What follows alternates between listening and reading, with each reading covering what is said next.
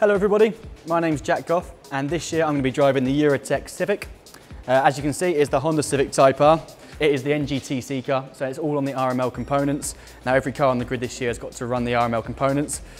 As you can see from the front of the car, you can still tell it is a Honda Civic. Obviously it's got extended wheel arches, a little bit more flair on it, front splitter, things like that.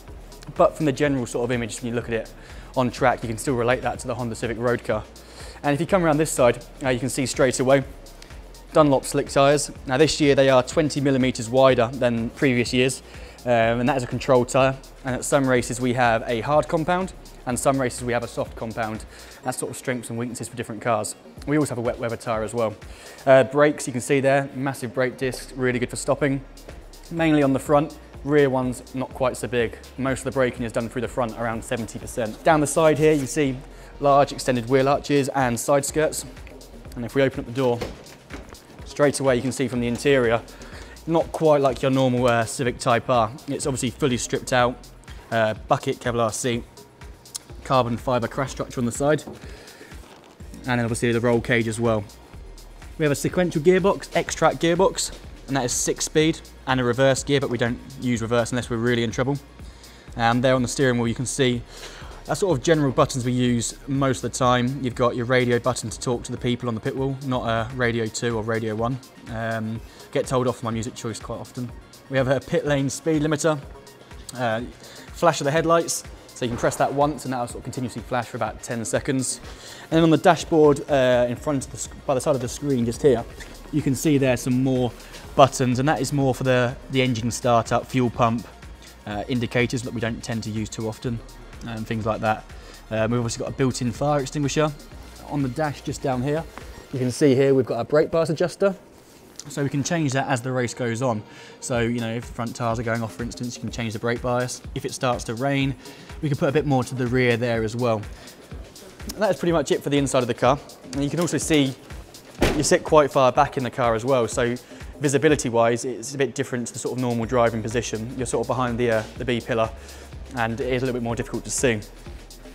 As you make your way around to the back, you can obviously see nice large spoiler. One, it looks fast, but also it does create some downforce for us as well. In a front wheel drive car, we're not looking for massive amounts of rear downforce because it's about using the front end more so than the rear. The rear tends to move around a little bit more. The Civic Type R rear diffuser, but one thing you'll notice straight away is the exhausts don't actually come out of the back of the car. They come out of the side of the car.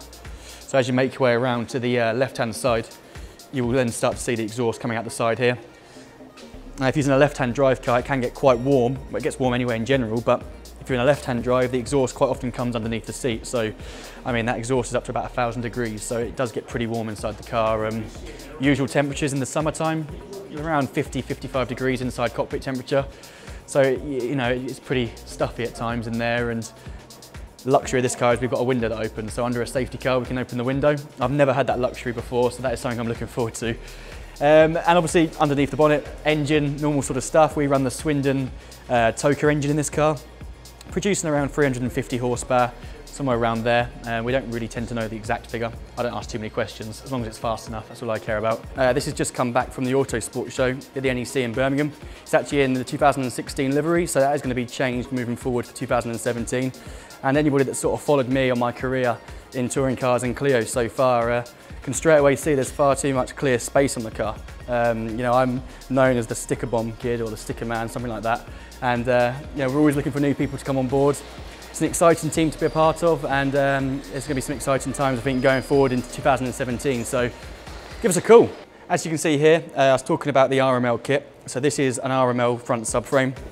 You can see on the front, over on this side here, it's a double wishbone system with a push rod up onto a rocker. And the actual suspension, if this was built in, would actually lay flat inside the subframe, unlike your sort of conventional road car layout. The roll bar does go across the top of here as well. This is obviously a system that's not fully built up. It's sort of being prepared, ready for the new year. And here you can see, this is our wheel nut for the car. So it's a single stud nut for the car, not your normal 5 stud piece for your normal road car system. And this here is my boom box for the back of the car.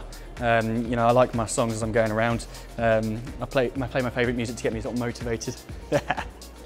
This is a rear subframe. So it's very similar to the front. That is a control part. Again, double wishbone with a rocker. And this here is the air jack system. So we have 3 different air jacks on the car, different places, 2 on the front and 1 on the rear to lift the car up nice and easily and quickly. Okay, this side is the mini side of it. So you can see here, Jeff's just greedy and he's got a mini as well. So he's got no excuses this year. He's going to go out in 2 championships. And this side, obviously, you see a bit of a blue theme going on. They're really good bits of kit again. You know, they're similar sort of speed to the Clio Cup Championship, actually a bit faster. But you can see they're a proper little racing car. And inside it, again, sequential gearbox, bucket seat again and harnesses. Very similar to the touring car. This is where all the technical stuff happens on a race weekend. So you can see in here, 2 touring cars got up the top, on the top floor. And here is more like the workshop for race weekends. So it's where all the technical adjustments happen. And up here, if you follow me upstairs, this is where we talk a load of rubbish quite often after sessions and make up loads of excuses. I've already packed my excuse book into the cupboard, so I'm ready to go for the year. I've got a fair few saved up over the year. But generally after every session, we'll come up here, we'll chat through what the pros and cons of the car were, where we can improve, things we need to look for, and how we can move forward basically. Yeah, this is probably one of the most important rooms on a race weekend.